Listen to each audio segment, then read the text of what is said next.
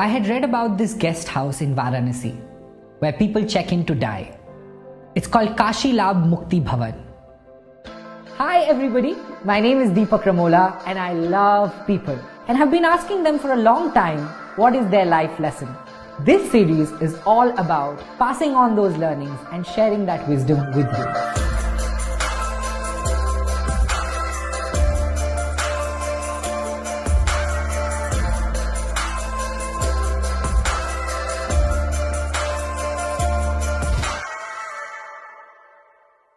I had read about this guest house in Varanasi where people check in to die. It's called Kashi Labh Mukti Bhavan. Rooted in the belief system of many Hindus is that if you take your last breath in Kashi, you attain what is popularly known as fruit of Kashi or Kashi Labh, which is moksha or salvation.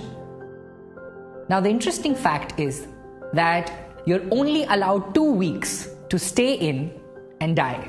So you have to be really sure. If you're still hanging around after 2 weeks, you got to check out. So I was really curious and fascinated to understand what would those people have learned who have not only accepted death as a reality, but are rather anticipating it with the timer on. So I went to Varanasi, spent a week in the guest house and interviewed people who had checked in. Phenomenal, their life lessons were really thought-provoking. So in the same environment, I met Mr. Bhairavnath Shukla, who has been the manager of Mukti Bhavan for last 44 years. He has seen more than 12,000 deaths. So I asked him, what have you learned after seeing both life and death at such close quarters?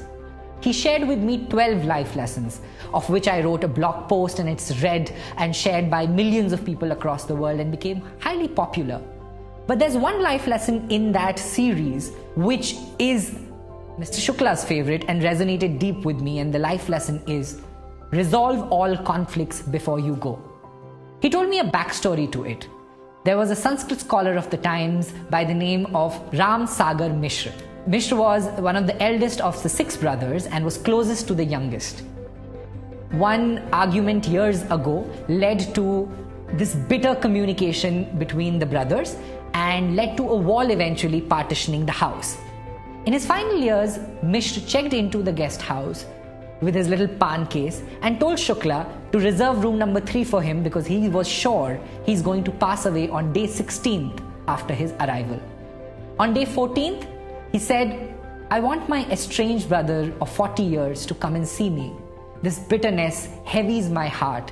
I want to resolve every conflict before I go. A letter was sent out. On 16th day, the brother arrived and Mishra held his hand and asked him to bring down the wall dividing the house. He asked for his brother's forgiveness. Both brothers wept, and mid-sentence, Mishra stopped speaking. His face became calm, and he was gone in a moment. And I know that anecdote sounds straight out of a folk fiction novel, but Mr. Shukla told me that he has seen the same story replay over and over again with many different people who have come there. He said to me, Deepak, I see so many people carrying such unnecessary baggage throughout their life, only wanting to drop it at the very end of their journey. The trick, he said, however, lies in not having any conflict, but resolving every conflict as soon as you have it. You cannot and you should not go to bed having an argument, a disappointment, a resentment and doubt. You should try to resolve it. Because you see, the good news is you're alive. The bad news is, no one knows for how long. So resolve your conflicts today. I hope this makes and fuels your day.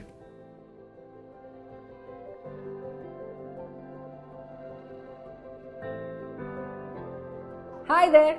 I hope you enjoyed watching this video. And if you did, I'm happy to tell you there's more coming. You can share your life lesson with us to be featured on the series. Visit us at www.projectfuel.in and send your life lesson. Let's learn from each other.